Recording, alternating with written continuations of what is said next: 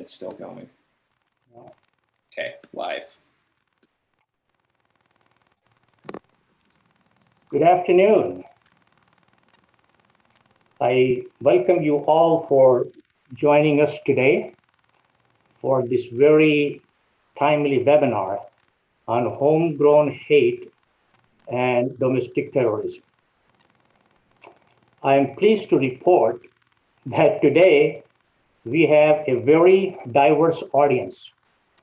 We have representatives representing general public, including our youth, which we love, elected officials, we have law enforcement officers, and we have media, which is excellent because that's the audience we targeted for this particular webinar. For those who don't know me, my name is Masood Akhtar. I am originally from India, and I call myself as a proud American Muslim. I'm the founder and the president of We Are Many United Against Hate. I started this movement actually in response to a discussion at the White House back in 2016 to start a Muslim registry discussion. And I immediately countered that by launching a movement called Anti-Hate Registry, which we now call as We Are Many United Against Hate, with the intent to actually bring people together and build an inclusive America. Our organization is a nonprofit, nonpartisan. It's a statewide group of people that are urban and rural, is spiritual and secular. And we seek protection for all united against hate, bigotry, and racism. We primarily focus on education and nonpartisan policies. We believe that our great diversity makes America strong. We seek a nation without divisions, where we all are free to live, work, and pursue happiness as they choose. We strongly believe that if people can be taught to hate, they can easily be taught to love. And in addition to that, we are action-oriented. We want to see things happen. We have a diverse group of advisory board members, about 30 of them, and 5 of them board of directors, and very dedicated volunteers who manage our organization. And we really appreciate their full dedication and commitment. We organize events focused on teaching forgiveness and promoting peace. And we seek to empower youth with events in high schools and colleges and across the state and beyond. Although our organization is only a few years old, as I said, it started in 2016. Based on its positive impact on various communities, including various high schools and colleges, it has already been recognized both locally and nationally. And I will name a few of those awards. Manford Sosinski Humanitarian Service Award by our local Rotary Madison Club. Certificate of Appreciation from our own governor, Wisconsin Governor Tony Evers. Directors of Community Leadership Award from FBI, Christopher Ray in DC. Certificate of Appreciation by the Southern Poverty Law Center. In addition to that, what we are all excited about, that people, particularly our youth, are expressing interest in starting chapters of We Are Many United Against Hate, not only in Wisconsin, but beyond, which is excellent as we want to empower our youth moving forward. The purpose of today's webinar is severalfold. To think about this, we are living during these unprecedented times where fear, hate, and confusion are affecting our lives almost daily. Innocent lives are being lost for no reason. Homegrown hate and domestic terrorism have become substantial security threat. Same level of ISIS, or even in more cases, some experts say, including FBI, is more than ISIS. This is to our country, which we call our home.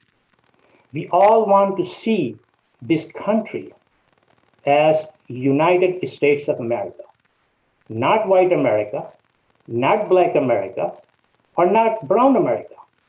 And that is why it's time for all of us to educate, engage, unite.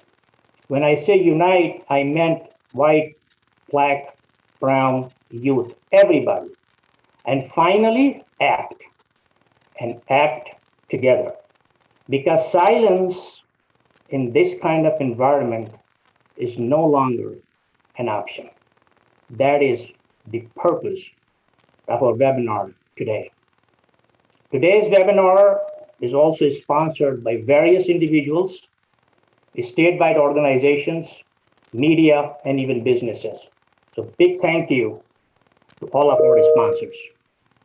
So without further ado, let me hand this off to our moderator, John Stofflet, a veteran TV news anchor at our NBC 15 News here in Madison. Most, if not all, of you already know. Thank you. John? Masood, thank you so much. And thank you for that wonderful preamble to this discussion, because it is so important what we are talking about today. And before we get to the panel discussion, a little bit of background on me. 38 years, I've been a broadcast journalist, and until I returned to Madison in 2005, I traveled the globe, 42 countries, all 7 continents. And what I discovered covering stories around the world is there are wonderful differences to be celebrated, but there is so very much that we have in common. It doesn't matter if you're in Mali or Mexico. It's incredible to see what brings us together. And today, one of the neat things we're going to do, we're going to talk about some people like Derek, who were able to turn their lives around and see the light after growing up with hate. And that story is something that's so important, because there is hope. As Masood said, if you can learn to hate, you can learn to love. So that's our discussion today, and I am just delighted to be here, a part of it. We have a great group of panelists and speakers. Daryl Johnson is one of the foremost experts on domestic extremist groups in the U.S. Started his career in the U.S. Army. He has been in a number of government positions, including Homeland Security, where he was a senior analyst, and currently is in private industry DT Analytics consulting firm for law enforcement. Professor Brian Levin is a criminologist and civil rights attorney and a professor of criminal justice and founding director of the Center for the Study of Hate and Extremism at Cal State University, San Bernardino, the 2020 recipient of the annual Wang Family Excellence Award for outstanding scholarship in the entire CSU system. Professor Levin served as Associate Director, Legal Affairs of the Southern Poverty Law Center's Klan Watch Militia Task Force in Montgomery, Alabama. We're also going to hear from Tashiana Northington. She's from Madison, and she had something unthinkable happen to her and her children in a grocery store parking lot. She is the victim of a hate crime, and she's going to just share that experience with us, because it is important that we talk about these things in order that we can perhaps one day prevent people from lashing out like this. We really thank Tashiana for being here to talk about what is a difficult story.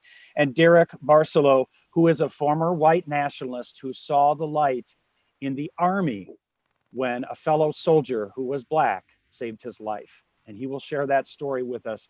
And we also want to talk to Derek about how he ended up as a white nationalist, because this is what we need to address today, is what leads people down these paths. Let's start with a couple of announcements before we get to the first questions. First of all, if our panelists, if we're hearing background, I'm not hearing it right now, but if you're hearing background noise, please mute yourself if you're not speaking. Secondly, for all of you participating in this webinar, it is being recorded. All right, Daryl, let's begin with you. We so often define terrorism as Americans by the events of 9/11. It was a force from outside that came in. But today, we're talking about the extremist groups that are within our borders. They are Americans who wish to cause harm to others or to the government. What's the threat level right now from these groups? So Masood gave an accurate description of where we're at currently. It's unprecedented. And we've got both far-right groups like white supremacists, militias, sovereign citizens that are still operating at a very heightened level under a Republican administration, which goes against all the trending that I've seen in the past 40 years. We now also have the far left getting activated and acting violently, as we saw some of the arrests related to some of the civil unrest and arson activity. So it's a very permissive environment. It's a very hostile environment.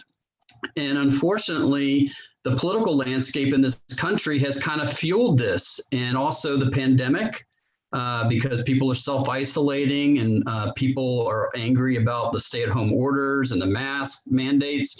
And so we're seeing a lot of rallies. We're seeing terrorist plotting. We're seeing violence in the form of not only just assaults between protesters and counter-protesters, but also shootings and things of this nature. So it's a very concerning, troubling time. And Professor, from the standpoint of hate speech and hate crimes, what are some of the trends we may be missing here?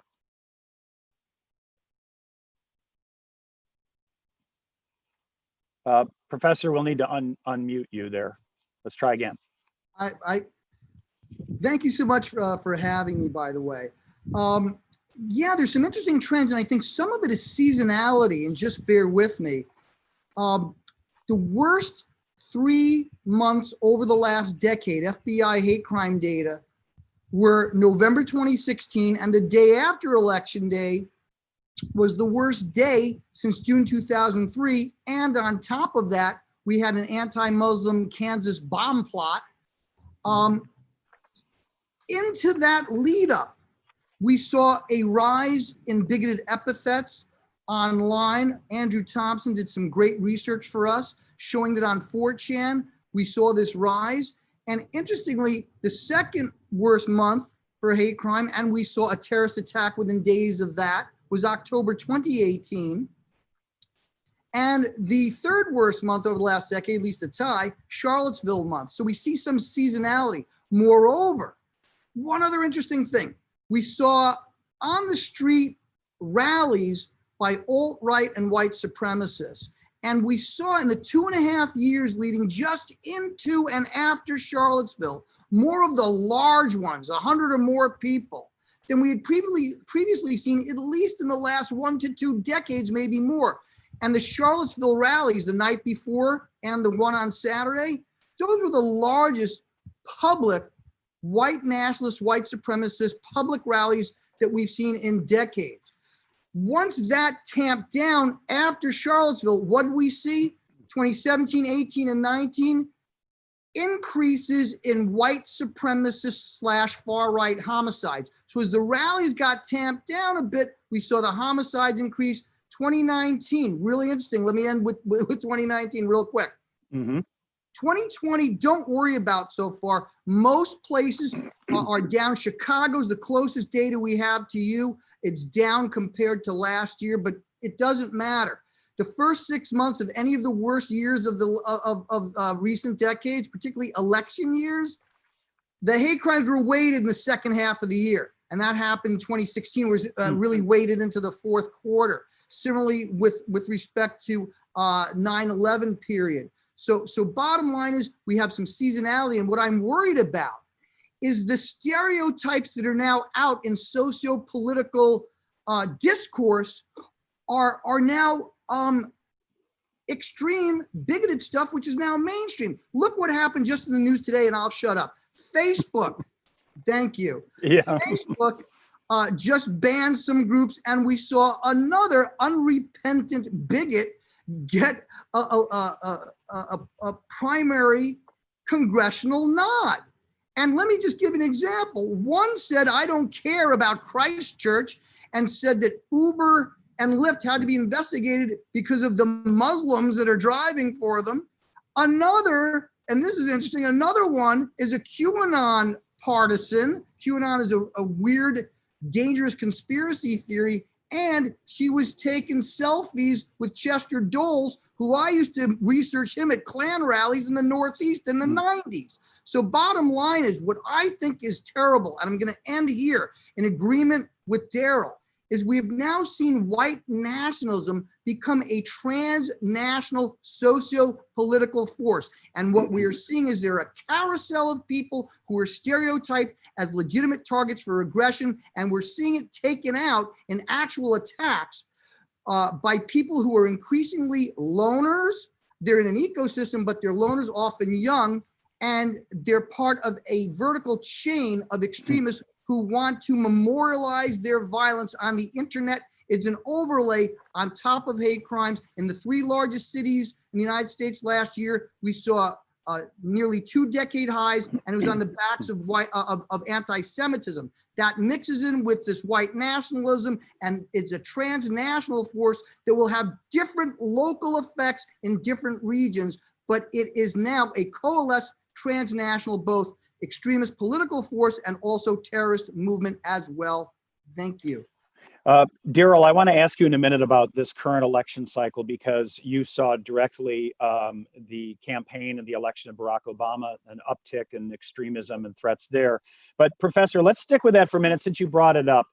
This is Laura Loomer, who just won the Republican primary down in Florida. She is, quote, a proud Islamophobe who says Islam is a cancer on humanity.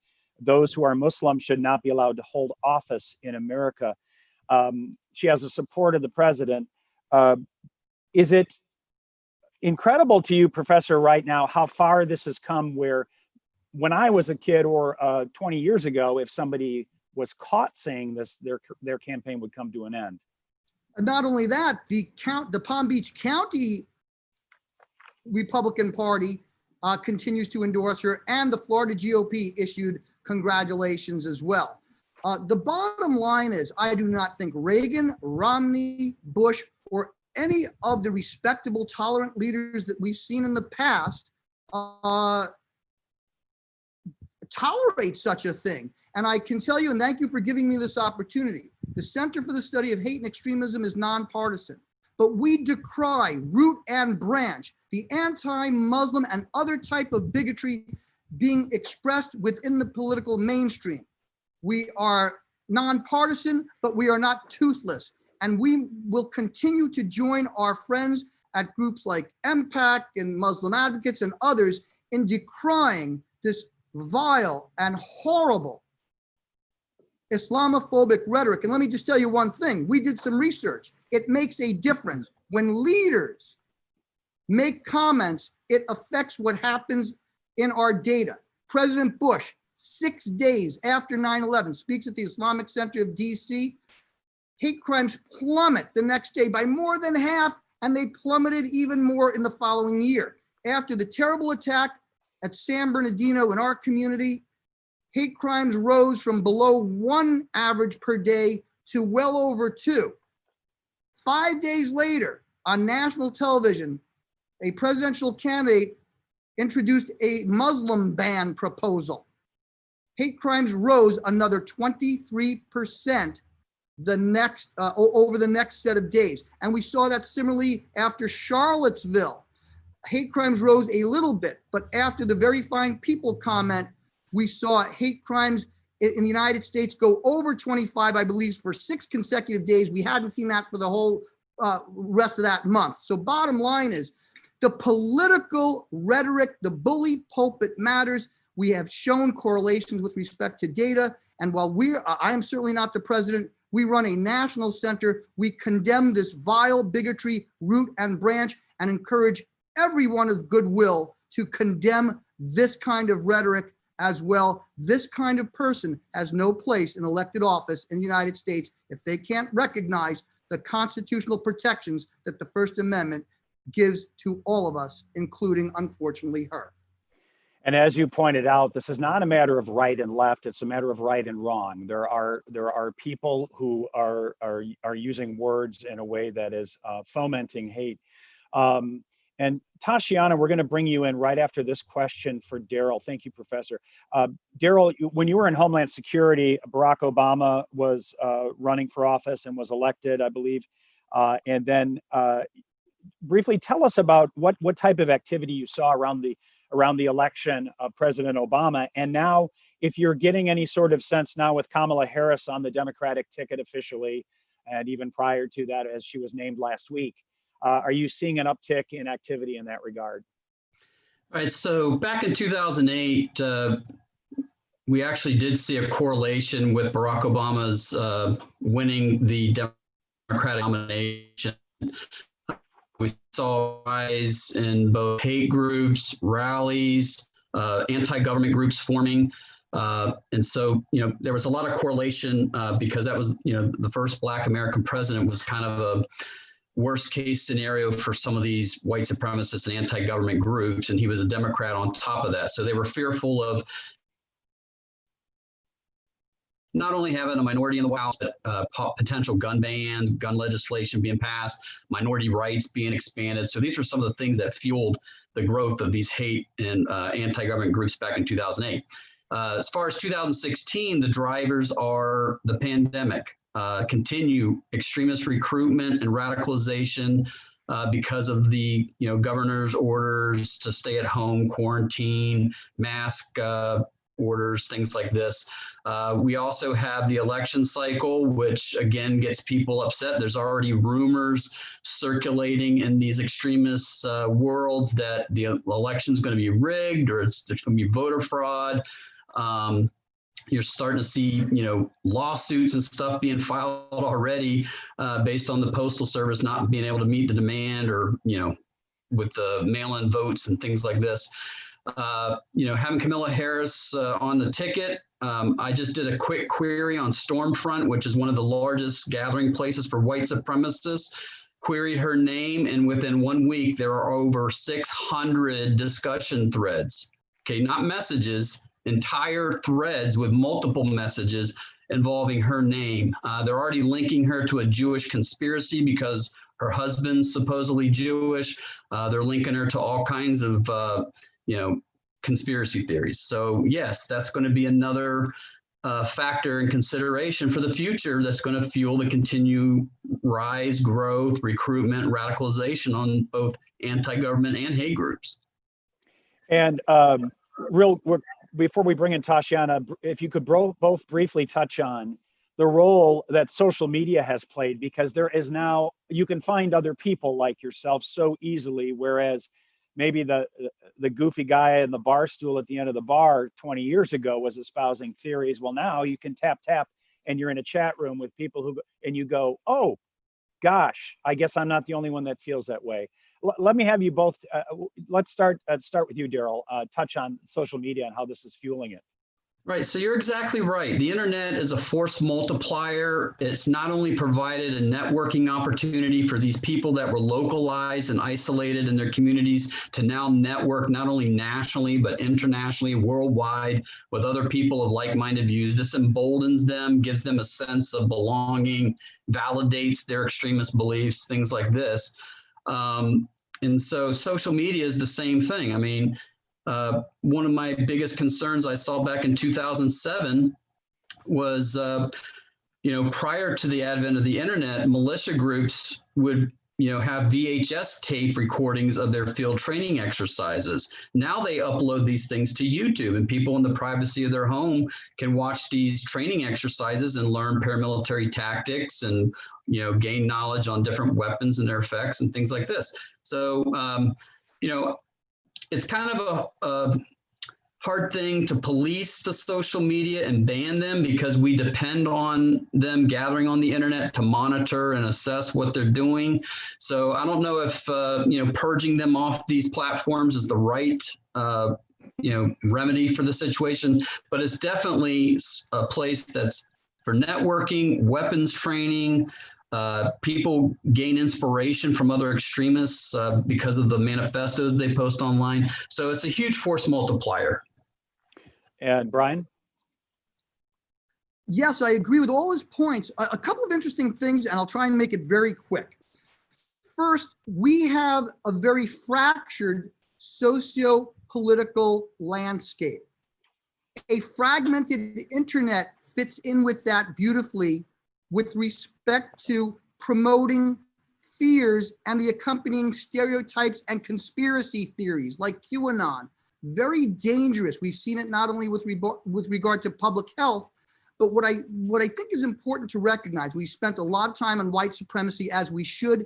It's a globalized, coalesced movement that has regional operational effects, oftentimes with these glorified so-called lone wolves who are incubated in an ecosystem. But I'll tell you, we are also seeing a wild card take place. And what I mean is this diversified internet takes people who are under stress and might have myriad fears and stereotypes, but a volatile mixture of them. In other words, will we see more people that we can't exactly discern a single motive for mass attacks, especially at a time when we are seeing gun sales ramp up?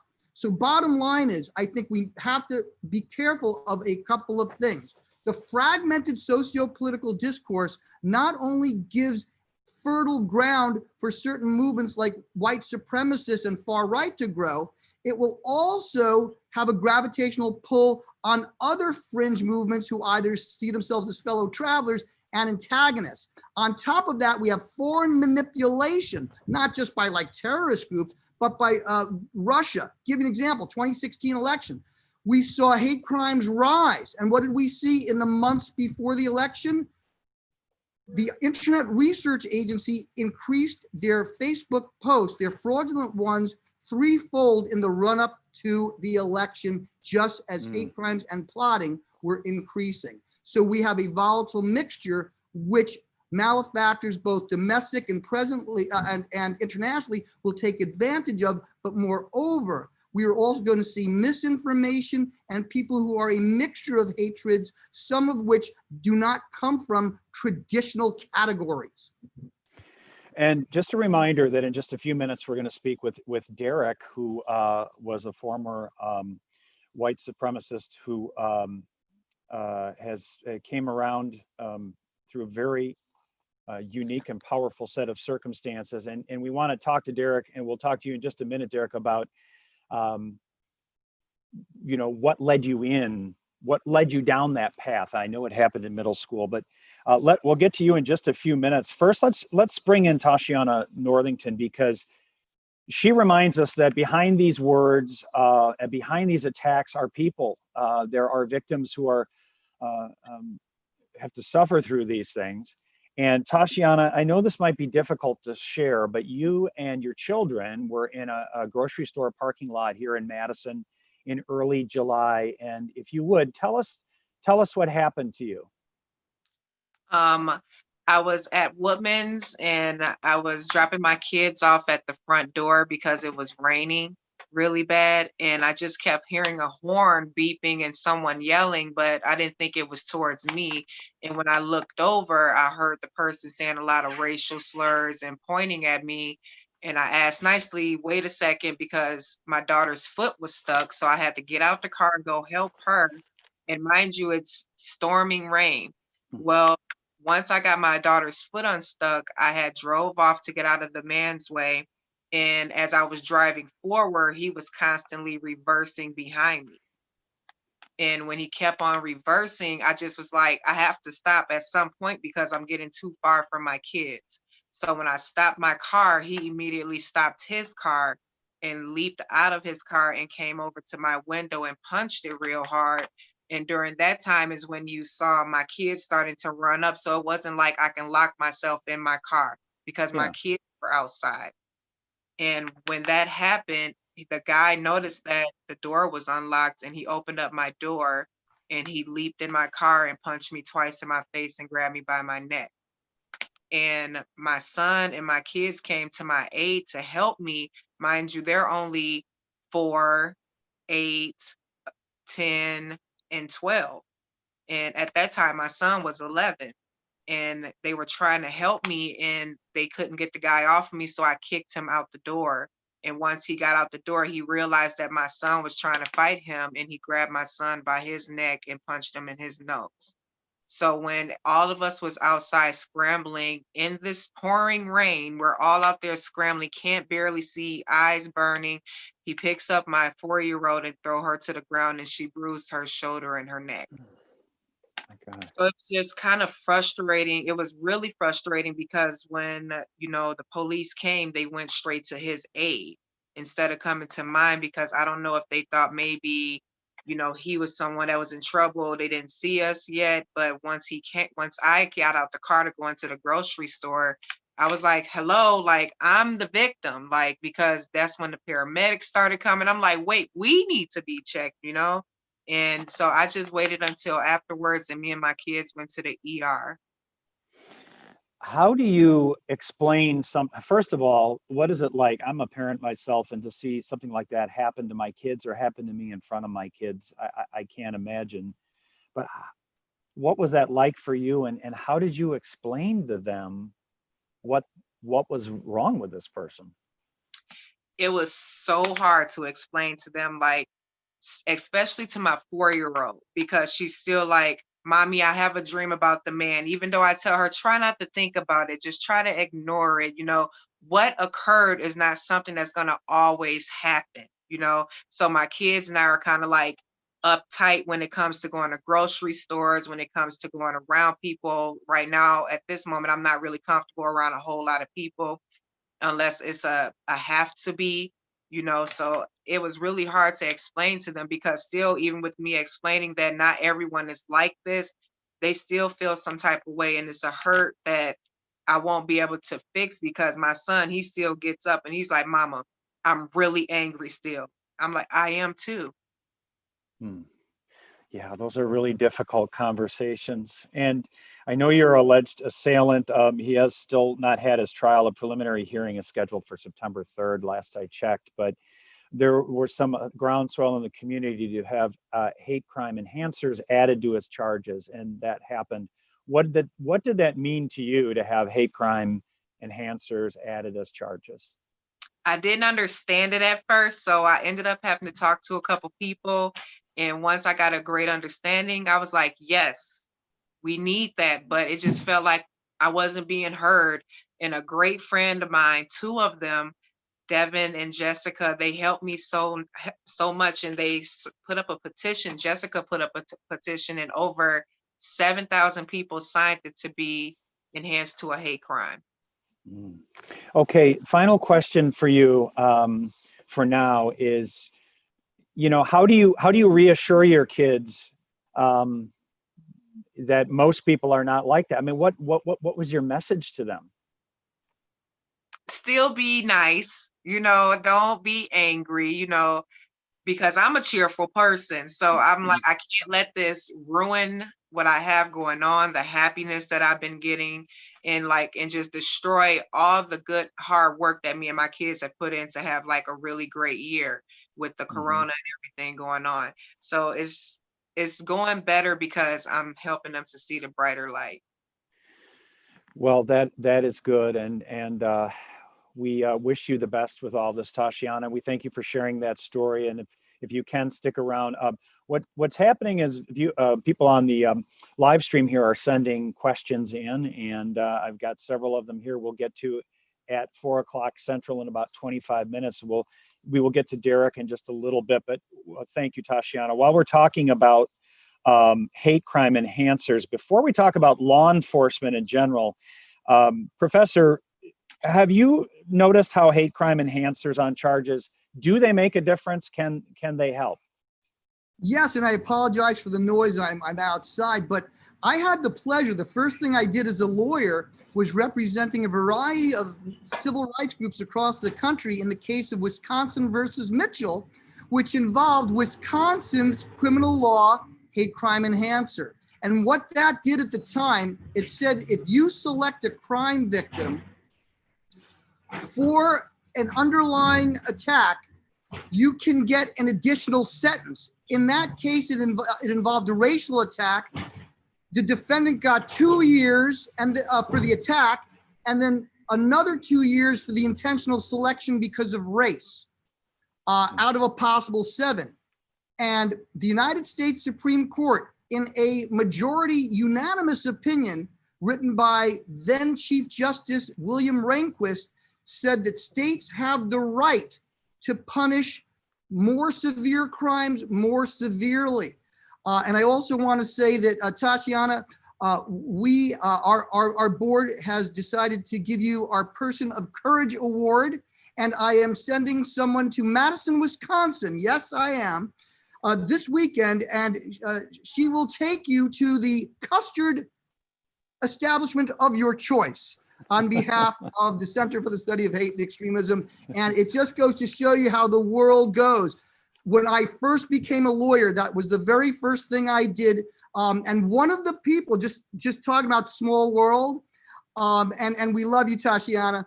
One of the groups that I represented was Reverend C.T. Vivian's group, Center for Democratic Renewal, and he just passed away. And one of his big things that he wanted to accomplish was to protect people from bigoted violence and promote the right to vote.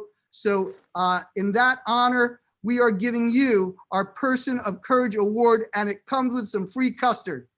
Thank you. Very nice. We'll get all your contact information offline. Okay. And real quickly, I'm going to go to one question here from one of the webinar registrants for Tatiana. I am a social worker who works with juveniles of color involved in the juvenile justice system. What is the best way to help them prepare for the biases they might experience in their lives? Oh, a lot of meditation, a lot of talking to role models, positive role models, and that much is a lot. That would help a lot. Okay. Let's talk about law enforcement. And Daryl, in the area of extremist groups, how would you, two-part question, how would you describe the effort, especially on the federal level right now, law enforcement is making in investigating violent hate groups? And to what extent are people who hold hateful values infiltrated into both the law enforcement and the military structure? To answer your first question, if you would have asked me that question last year, I would say the federal government was lacking in not focusing on it. But I've since seen a turn, particularly at the Department of Justice and FBI since El Paso, the mass shooting there last year. There seems to be more undercover sting operations being implemented, more arrests. So I'm happy to see that. But unfortunately, there's still a lot of work to do. I mean, we've let these groups proliferate this most recent wave for over 10 years since I provided a warning in 2009. Moving on to your question about extremist infiltration of the military and law enforcement, that is a big concern. And what's brought even more concern to this problem that's existed for decades, we're talking a small minority of cops, but we've got groups now that are actively recruiting and targeting law enforcement and military. Groups like the Oath Keepers, groups like 3%er Militia, the Constitutional Sheriffs and Peace Officers Association. These are extremist organizations on the far right that have basically made it their, a mission to recruit and from the military and law enforcement communities. So we have, an increasing number of members that are becoming associated with these groups. And so one thing I want to emphasize is, when we have law enforcement officers and military personnel in these extremist groups, they're hiding behind their First Amendment rights of free speech. However, these people have sworn allegiances to not only the departments and the country that they serve, but also these extremist organizations. They've taken an oath. And in a time of crisis or decision, it's my belief that these people are more loyal to their extremist organizations than they are to their own employers. So they pose a counterintelligence concern. They're an operational security concern. They're an insider threat concern. I'm sure, militia members that are also police officers are putting that, militia mentality into the workplace and gathering information about how the police office department is, what physical security measures they have, where the armory is, things like this. And they pass that type of information to the extremist organizations they belong to. So I hope that in this new time that we're in, this time of change, this time of reflection with race relations, that police departments across the country will realize the impact that these extremist officers have on the communities they serve. Okay, they're not enhancing or helping your reputation. They're actually eroding trust in your community. And so I would encourage departments, the internal affairs, inspector generals, to look at this in a new light as a counterintelligence insider threat and take appropriate administrative actions against these people. Remove them from their patrol duties, take away their access to sensitive information, put them on a desk job if you have to, and in some cases, fire them. So that's my message to police departments across the country when it deals with these types of individuals. And again, as you pointed out, this is a small percentage of perhaps the rank and file. And also, I know in Germany, they're seeing a resurgence at some level of neo-Nazis, which really was unthinkable there even up until a decade or so ago. Professor, we've got about 15 minutes here before we get to more viewer questions, but do you see this as far as hate speech in the area of known officers or military members who are participating openly in discussions like this?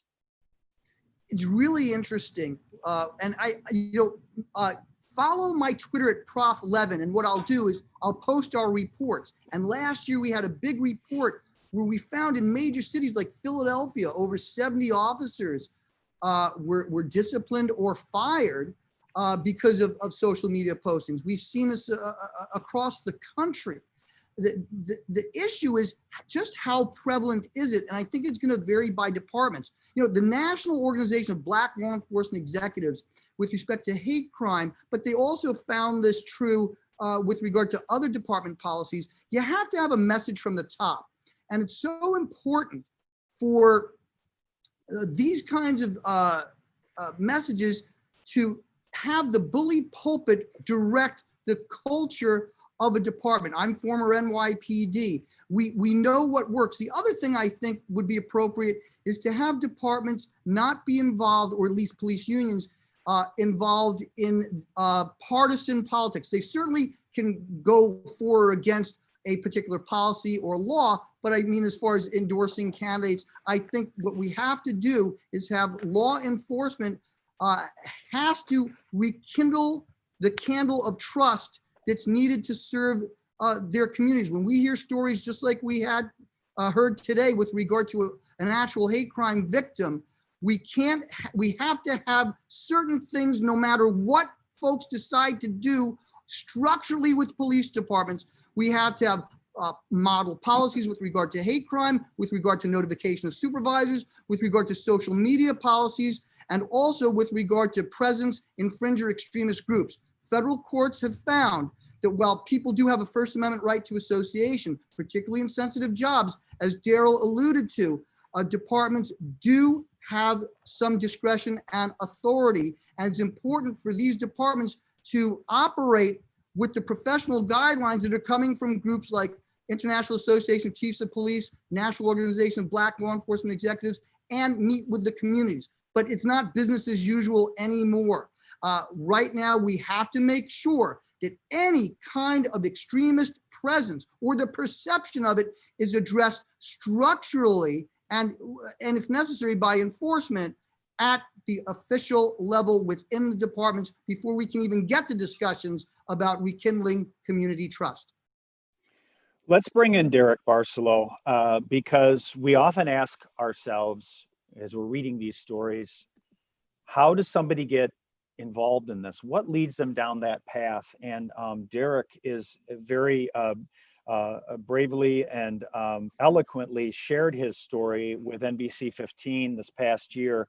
He is a former white nationalist, so emphasis on former, because his journey changed due to something that happened to him.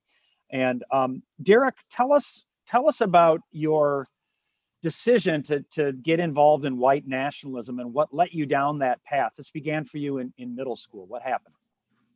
Well, I have to say, really, it began sooner than that. I mean, I grew up in an all-white, small New England rural town.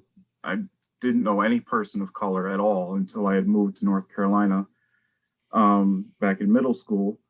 In New England, I was actually pretty popular in the sports. As soon as I moved down south, I was alienated just because I was from the north. I was completely alone and isolated. And social isolation is probably the #1 factor, the easiest recruiting tool. And that's pretty much where I got. I fell into a crowd that accepted me, and piece by piece by piece, they just kept feeding me information, and it just kind of grew from there.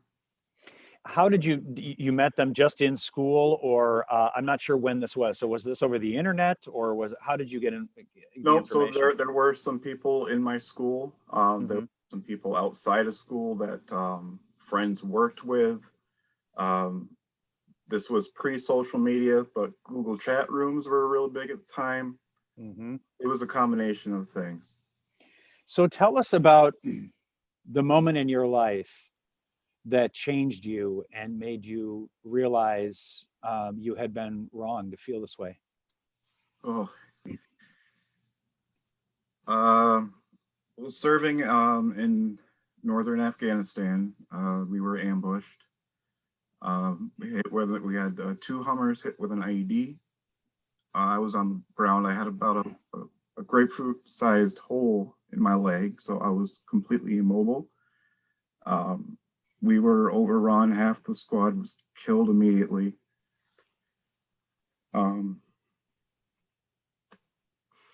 Take your time. It's okay. A group of insurgents had come on. There were probably about 5 of us left. I had a rifle to my head, and my battle buddy, well aware of my ideology and what I thought of him, he pulled the trigger first, and that right there planted the seed that I needed. And your battle buddy was black, and he saved your life. Yes, sir.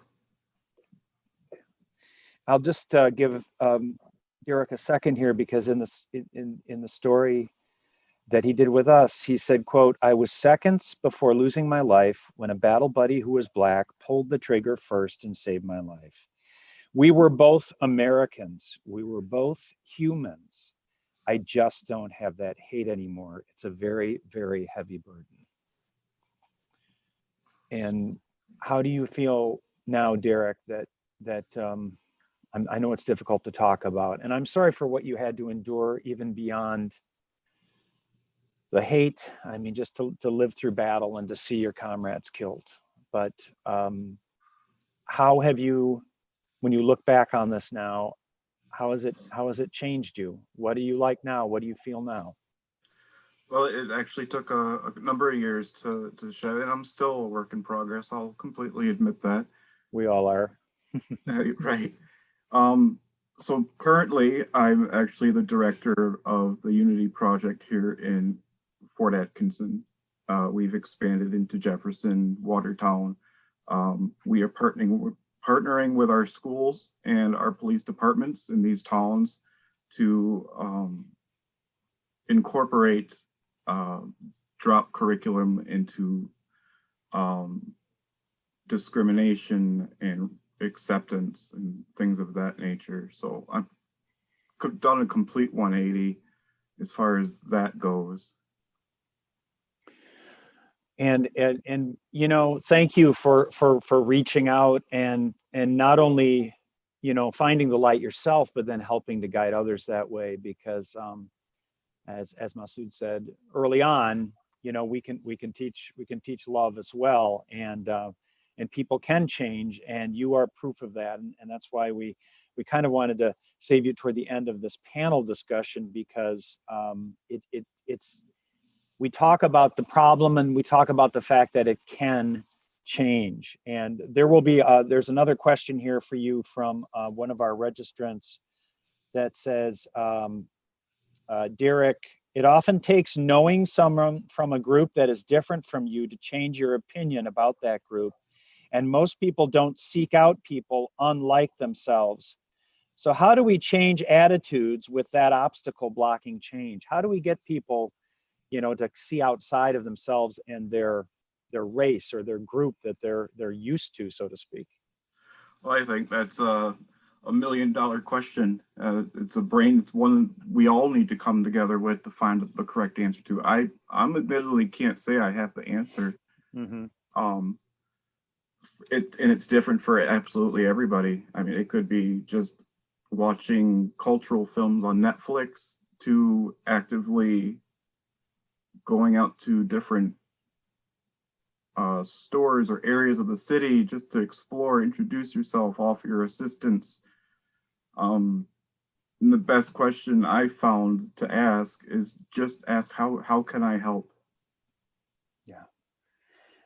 This has been so helpful, Derek. Thank you for sharing that. And please stay with us because there may be more questions. And thank you for your openness and honesty, and as a very moving, powerful message. It was when I first saw it when you and Masood met. And your work is in Fort Atkinson, Wisconsin, for those who are joining us from out of state who may not be familiar with that town.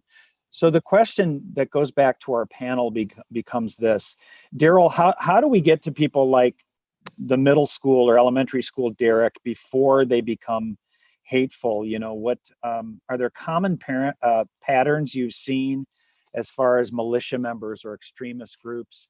What leads them down this path? How do we get to them? Well, what leads them down the path could be a variety of things. It could be a book that they read. It could be a pamphlet that was left on their doorstep. It could be an internet website. It could be a person that they know. So there's a wide range of ways that extremists recruit people. I found that usually people have some sort of personal life event that kind of caused them to, reach out and accept more extreme ideas, whether it's, job loss or, some experience with a neighbor, or maybe being, assaulted at school by a person of color or something like that. And it just kind of opens the door, this personal experience, to them looking for answers and possibly stumbling across extremist belief systems. As far as what needs to be done about it, I mean, there's so many things. There's roles that the government needs to play. There's roles the police need to play, communities, as well as families and individuals. But going back to Masood's original comment, as well as what Derek alluded to, when it comes to white nationalists, every single case of a person leaving and dismissing that white supremacy belief system isn't because they got in a debate about it, or that someone made fun of them and taunted them. It's all been through an act of love. And whether it's an inmate coming to the aid of, another who's been assaulted and injured, whether it's a person falling in love with someone, of color, whether it's a guy, a neo-Nazi being released from prison who's a convicted felon and can't find work, being hired by a Jew. So it's all these types of acts of kindness and love that have brought these people out of the movement. So I guess my message is a lot of us have a tendency when we have one of these family members or neighbors is to ignore them and to isolate them. But as Derek said, social isolation is an incubator for extremism. And so maybe rather than isolating and shunning them, we should embrace them and include them, and not get in a debate about extremist beliefs, but maybe dismiss it in a humorous way.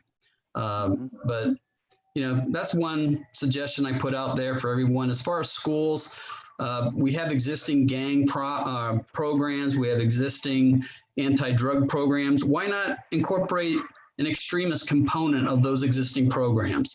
to just give a flavor that these things, are wrong and they lead people down a bad path. We have a question for you, Daryl, just a minute here about Black militia groups and where the funding is coming from them. But while we're on this topic, Professor, how do we get to people, just to follow up on Derek and Daryl's conversation there, how do we get to people before they become hateful? What has your experience been there? Well, thanks. It's a great question. The first thing is to understand that people experience fear in different ways and at different times of their lives. And oftentimes, bigotry and prejudice comes out of fear. There are three parts of prejudice. The first is the informational, what I think I'm seeing.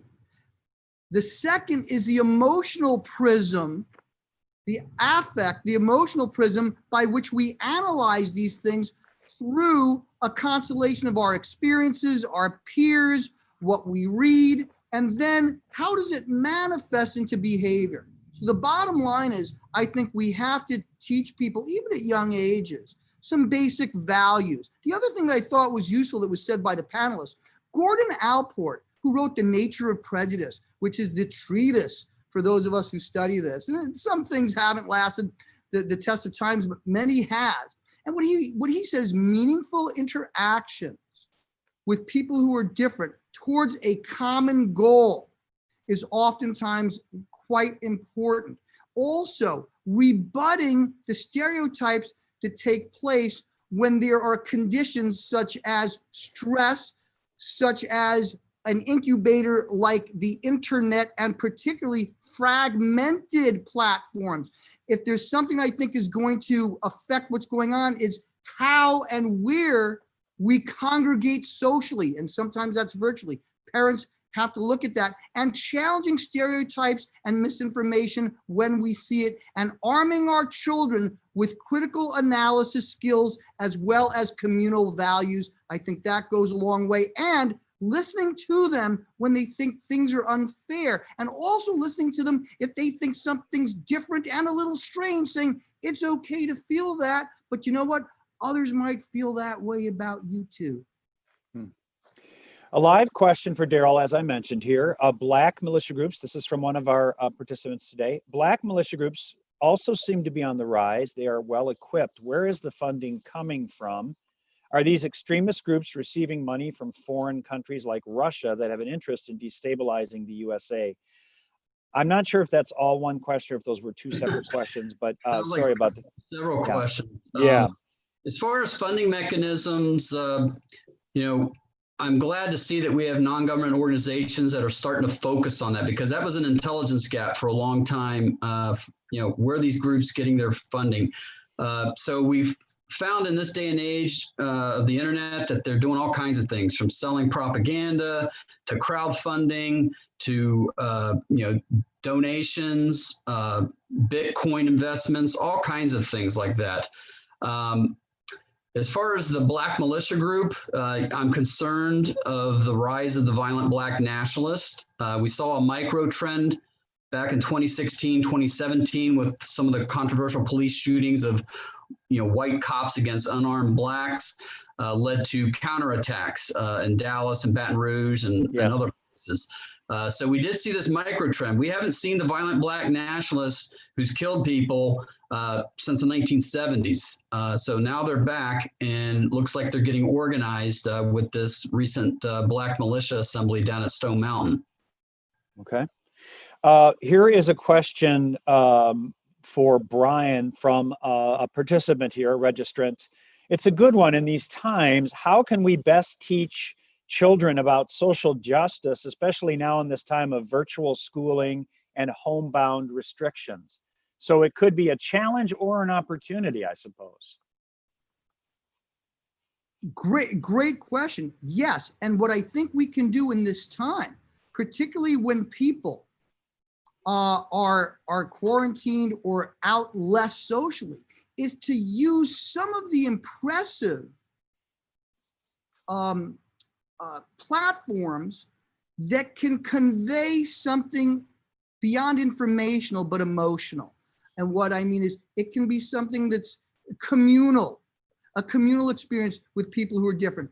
We're nonpartisan, but I think a beautiful thing that happened with that convention, they showed all the people from all the different states, by the way, including Wisconsin, yesterday.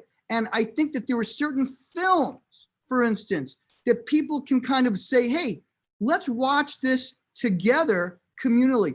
The story of the Equal Justice Initiative, which is out, Brian Stevenson, or even looking at his TED Talks and making it a communal experience. One of the things I've been trying to do with my classes to make them less dry is to take in kind of these emotional and important cultural and factual relevant experiences that one can still have over the internet. So it can be a communal concert, it could be poetry, it could be music, but it also could be a TED Talk by a guy like Brian Stevenson talking about his experiences with an unequal, racially discriminatory criminal justice system, where we can use this time to educate, but listen to me with this is really interesting, but to educate ourselves at the same time with a certain shared experience, even though we're coming from a different prism, and then talk about it later. All right, Daryl, a question from a registrant is this, quote, if the shooter is a Muslim, he is immediately called a terrorist, a Muslim terrorist, an Islamic terrorist. So we are associating religion with terrorism. If the shooter is not a Muslim, such as Jared Ramos, a white male in his late 30s, accused of arming himself, shooting 5 innocent people in a newsroom, he's not called a terrorist. Why? What can the public do to change that so that domestic terrorists are prosecuted the same way as foreign terrorists? And why are we not demanding that the white supremacists and neo-Nazis are added to a list of terror organizations as Canada did? So that's for Daryl. As far as the terrorism group list, it's very difficult to maintain because these groups form and disband very quickly. And how domestic terrorists operate is you've got people making calls for violence that don't participate in the violence. You have literature out there that gives you the targets that you need to blame your problems and your perceived grievances on.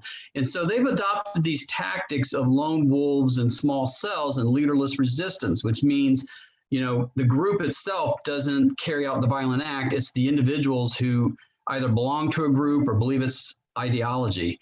So that's why we don't have a group list. Going to the other question was why Muslims are called terrorists and you know, these white terrorists are given a free pass. It's because of what our policymakers have conditioned us, as well as our media, as far as what is terrorism. And pretty much since 9/11, the whole message from the US government and the media is that the only type of terrorists in this world are those that emanate from the Middle East and have brown skin and, you know, funny sounding names and wear a turban. But that's not the case. And so I made it my life mission, you know, to go public and to start educating people on these white terrorists. And that, you know, anytime you have a belief system that motivates you to carry out a violent act or plot a violent act, it's terrorism, no matter what skin color you are or what political beliefs you subscribe to. This question for the professor, also from a registrant. A recent study by ISPU found that perceived Muslims accused of a violent plot receive more than 7 times the media attention as their non-Muslim counterparts, despite similarities in their alleged crimes. It's sort of a dovetail to what Daryl was just talking about. But Professor, what should the public do to stop this double standard of our most mainstream media? Great point, great question, and we have some excellent research on this. Listen to this. When Pew did a survey around the time of the Pulse nightclub shooting, that was listed as one of the main events of our time, and certainly it is, but it was among them also the most reported. NBC SurveyMonkey did a survey. It was the most widely known event of the last decade. 99%, and of course, there's going to be some variability. So first of all, we have to say, look, the prism by which we report extremism is important. And in the same way, and I turned down going on a national network talking about Antifa because I knew it would be twisted. Bottom line is, listen to this. What we saw along with these attacks, but the publicity around them seemed to have an influence. So after the Paris and San Bernardino terror attacks, we saw hate crimes against Muslims go up. But for instance, in Canada, where the coverage was a little different, hate crimes against Muslims went down, even as in the United States, they went up, particularly after the Muslim ban proposal. So what I think we have to do is when we report extremism, we make sure to report it in a context and understand that there are many people who are ignorant. Also, bottom line is, the terrorism risk itself is being played with regard to politics and social discourse as well. When the president was asked after the New Zealand massacre about white supremacists, he downplayed it, even though in 2019, we saw more homicides by white supremacists / far right than all the extremists of the previous year. So bottom line is, I think the media has a duty to report actual news, and when the assailants are from whatever movement, that's part of the news. But it's also part of the news to put it in context, because what we do know is that it is not only a correlation to attacks, but a correlation to commentary around and coverage around these attacks. And we need to put this in context and also use the bully pulpit so our communal leaders, just as President Bush did, just as President Obama did, to condemn religious bigotry, and you can condemn extremism and religious bigotry in the same breath. But when we have the powers of government suggest that a faith is responsible for extremism, when we have more extremist homicides in the last year from another type of extremism, that's not only factually wrong, that's immoral and does not live up to the leadership we require and expect of our elected leaders. John, can I make one more comment? Of course. I teamed up with Reuters to look at over 100 cases of both Muslim persons arrested on terrorism charges and white supremacist and militia persons arrested on similar charges or even more serious charges. And the sentencing that disparity that exists is quite shocking. Basically a Muslim terrorist, because they've got penalty enhancements linked to ties to international terrorism, get almost double the sentencing of a white terrorist for a similar charge or even a worse charge. All right, so one more question for our two national experts, and then as we move into the home stretch, the last 10 minutes or so before Masood closes things out here, we will we'll go back to all of our guests. But we touched on this a little bit earlier. If someone's just joining us now, though, this is a little more direct in the questioning. We often hear these groups, you talk about labeling, we hear them called right-wing extremist groups. There are left-wing extreme groups as we look to the 50th anniversary of the bombing of Sterling Hall here in Madison by Vietnam War protesters, in which a researcher was killed. We had a Molotov cocktail that if the person had been more successful in the firebombing in the city county building here in June, there could have been mass casualties. There were people in jail. So it's, we talked about how it's important to just talk about this is happening, but on both sides. But how would you characterize, Daryl, the threat from the right or the left? Is it extremism we need to worry about, or is it one side more than the other, or both? So these terms, right-wing extremism and left-wing extremism, this is part of the counterterrorism lexicon, okay? It has no political affiliations whatsoever. This is just how we categorize political violence, okay? People on the far right are ultra-nationalistic, they're xenophobes, okay? People on the far left, they're more communistic and, socialistic and want to disband the classes and things like that. So don't get wrapped up around the axles that we're talking, trying to pick on conservatives or liberals or anything. These are just part of the counterterrorism lexicon, and that's how we break it down. As far as the threat from these two perspectives, the far right more recently has shown a greater propensity for violence, meaning lethality, killing people. Okay, white supremacists, out of all the different types of extremist groups that we have on the far right and far left, white supremacists historically have killed more people in this country than any other group. Okay. Like I said, it works in cycles. Back in the 70s, it was the violent leftists that were killing cops and planting bombs. During the 80s, it was the white supremacists. We got up into the 90s, it was militia movements that were planning and plotting violence. Around the year 2000, we got the animal rights and the eco-terrorists were in full swing. Okay, those are far left-leaning groups. So typically, the violence associated with far left, at least the past 20, 25 years, typically is property destruction. Okay, arson is their main way of conducting violence. Okay, far right is mass shootings. Okay, occasional bombings. But like I said, we could see a rise of the far left again that starts resorting to shootings and bombings like they did in the 70s. Like I said, Black nationalism is on the far left. We had this micro trend in 2016, 2017. Now we had all the civil unrest and all the arson activity associated with that. So it's going to be interesting to see how this plays out. And I think we're at a very concerning time because both the far right and far left are active and they're recruiting and they're radicalizing. And I don't see any end in the near future to it. Professor, this is a question from one of the participants today in the webinar. How seriously should the threat of radicalizing school children, especially high school students, we heard Derek speaking about this earlier, but how seriously should the threat of radicalizing school children be taken? How is that threat proactively addressed?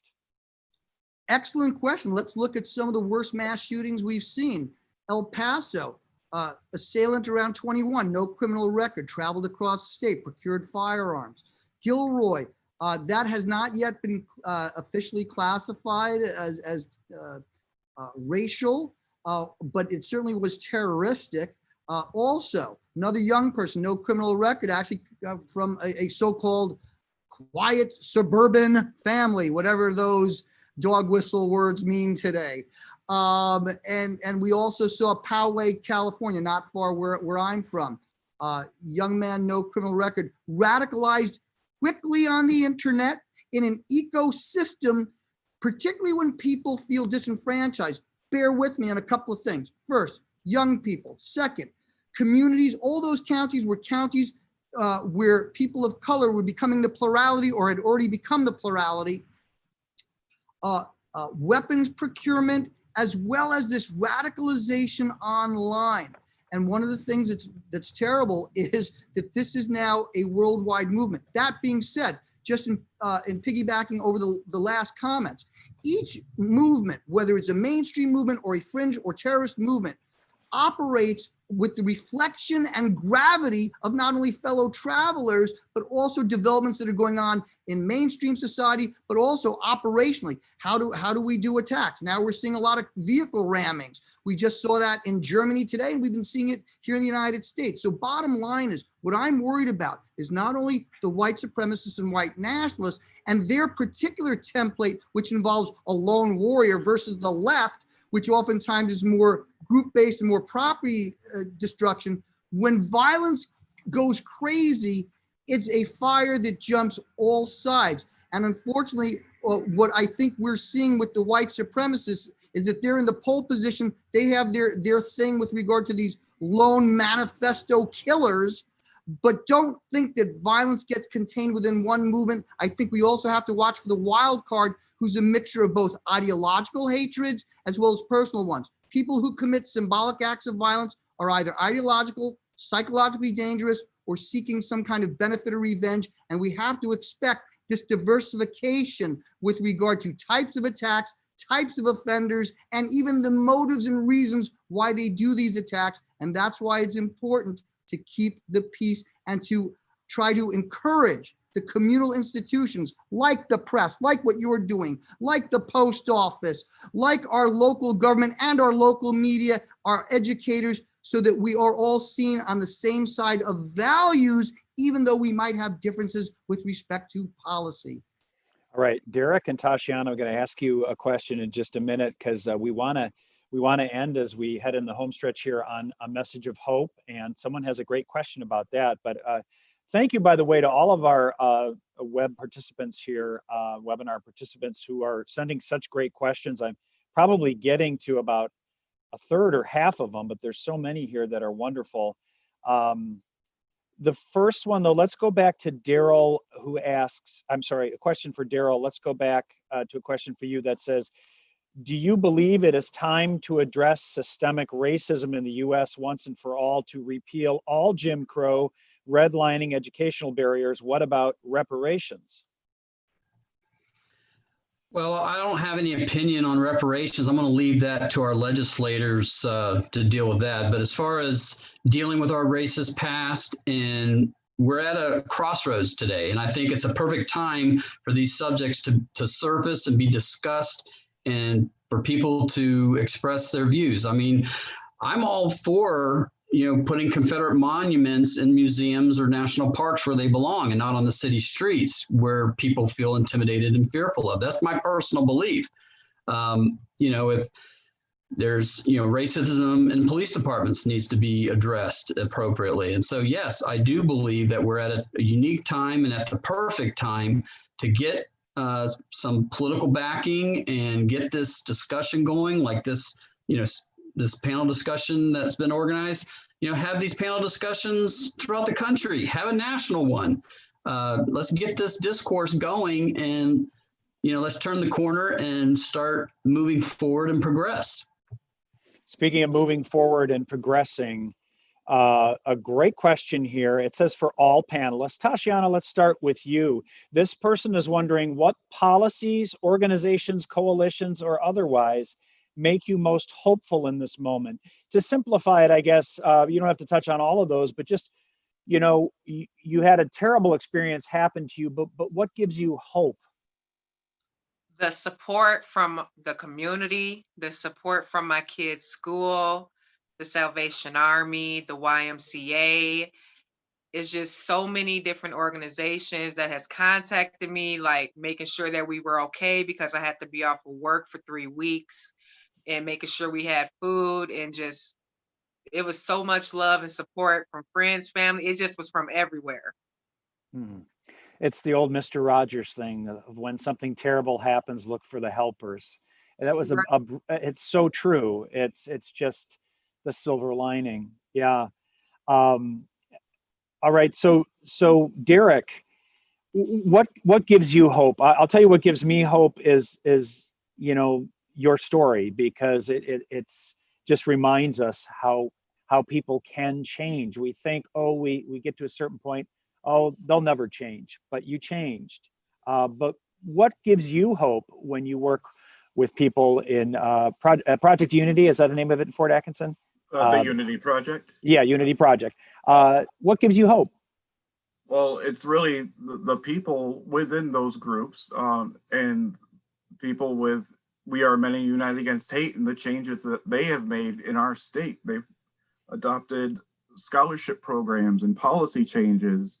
And even after I got my story out on broadcasts over the news, I was expecting a lot of backlash from people that I was working with progressively, and it was just nothing but open arms. And that just kind of grew my hope even more, knowing that we're all working towards a common goal. Yeah, great. And Professor Levin, what gives you hope? Oh, he's muted. Sorry. There we go. Sorry, there we go.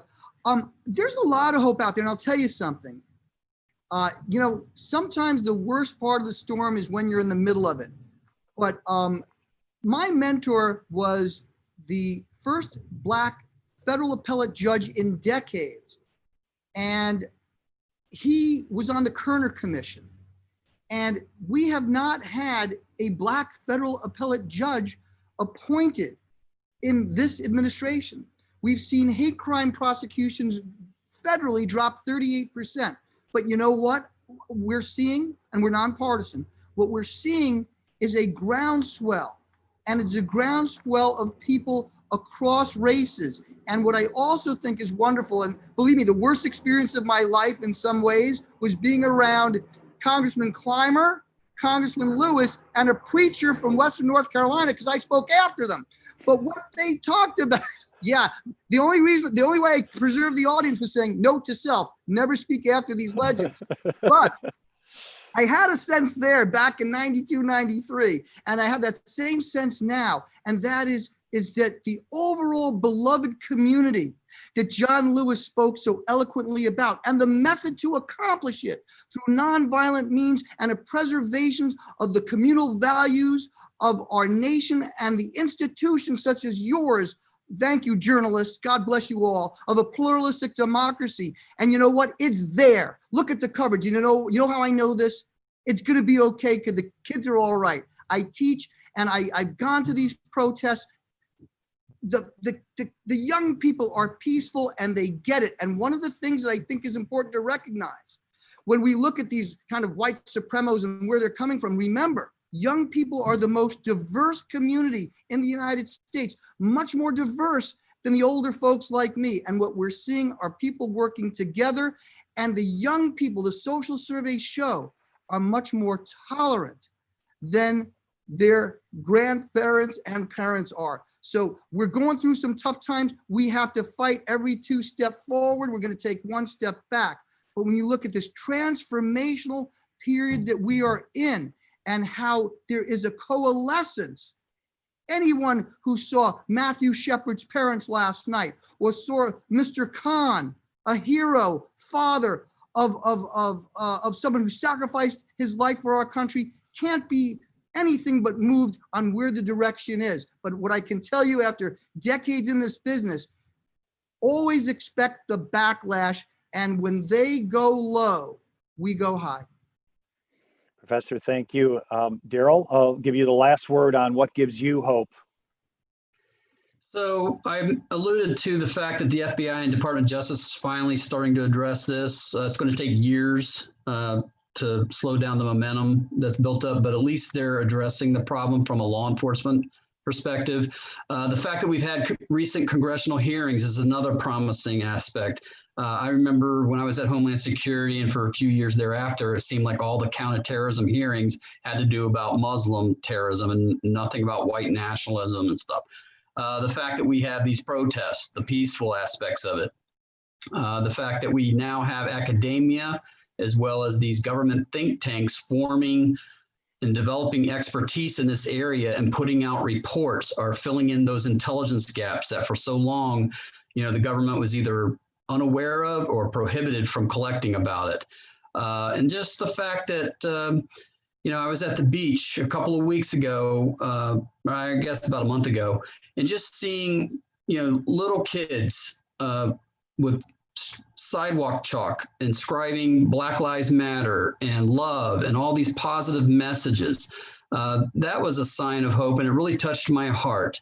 And lastly, the fact that we're having these types of discussions and these panels, and I just want to recognize Masood for organizing it and inviting myself and the other panelists here and having this discussion brings a lot of hope to me.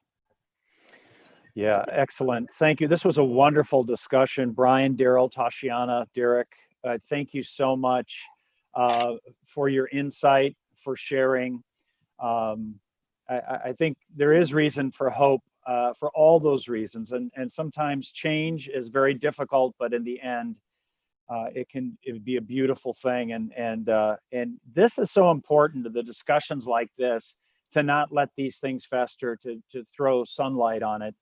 And I would just like to turn it back to Masood and thank you. We are Many United Against Hate for asking me to be here today. And I'll send it back to you, Masood, with a quote from you, because I read it and I said, amen.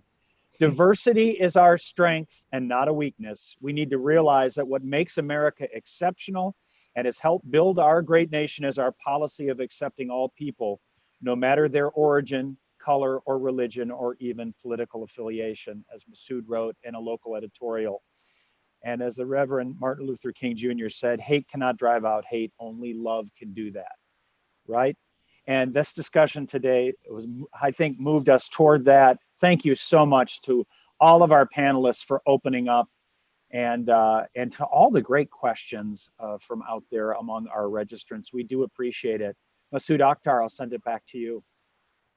All right, thanks, John. Thanks all the participants here, panelists, and all of those who attended it. I just want to wrap this up by saying a few things here. As I mentioned when I introduced We Are Many United Against Hate, that we organize the event as a step number one. But right away comes step number two. Where are we going from here? Because we are very action-oriented. What I heard from all of you is really a wake-up call in terms of concerns that you expressed, solutions that you proposed.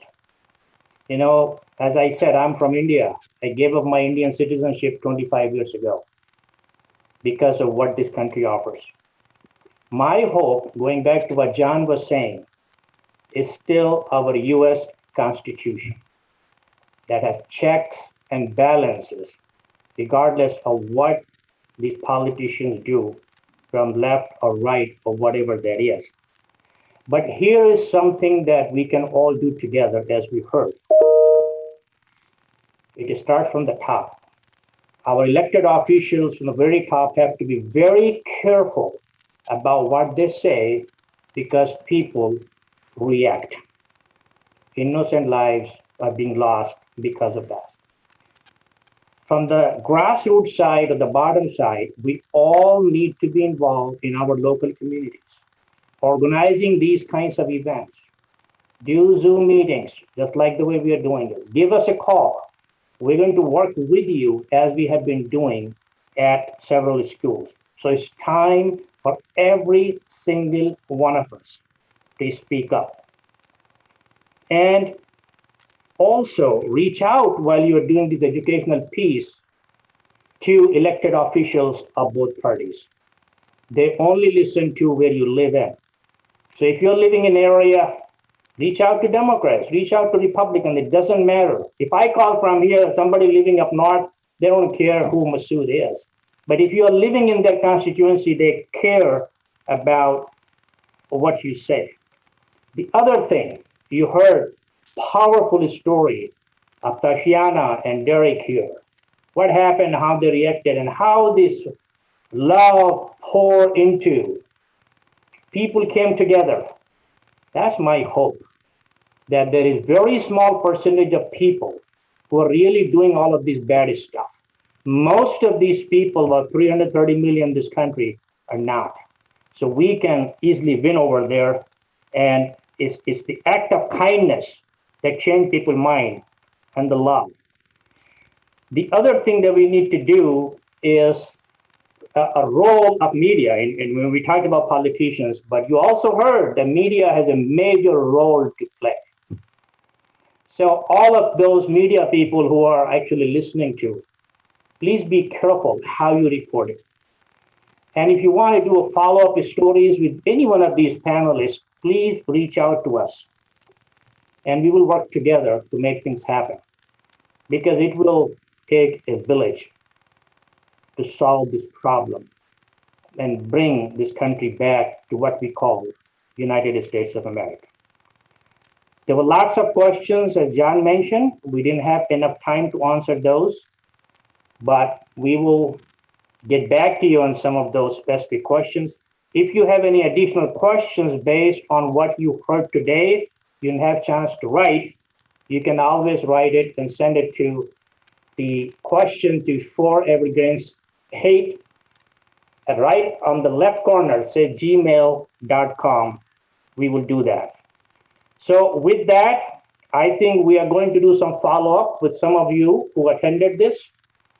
And we're going to continue on this path. So this is just the beginning of our journey, not the end. And congratulations to Tashiana for getting the award. And thanks, Brian, for recognizing that. Again, going back to our mission, we are action-oriented. You recognize somebody for the leadership, coming out with that and telling people and sharing this story. I will contact you offline to get her contact info. And Derek is a powerful example of how you can change It reminds me about a talk that I was giving. Somebody says, people who treat you badly, you need to treat badly. That's not what we see.